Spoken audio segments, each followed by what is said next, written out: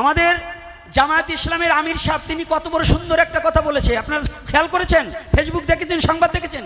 তিনি বলেছে পূজা করতে হবে, তারা তাদের ধর্ম করবে, আমরা প্রয়োজন বোধে তাদেরকে দুষ্টের হাত থেকে রক্ষা করবার আমরা সহযোগিতা করব, বলছে না? তাই যদি একজন জামায়াতের আমির হয়ে, একজন পাঁচ ওয়াক্ত নামাজধারী ব্যক্তি হয়ে উনি খাঁটি মুসলমান, আর যারা মূর্তি ভাঙবার আসবে, যারা আমার ধর্মকে অবজ্ঞা করবে, তারা তো মুসলমান না।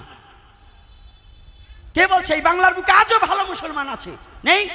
হাজার হাজার মুসলমান আপনাকে রক্ষা করছে, নাহলে আপনারা রক্ষা করতে পারে? আপনার আমাকে মেয়ে ছেলে মা বোন চলতে পারে নাকি রাস্তায়? তারা অন্যায় করছে।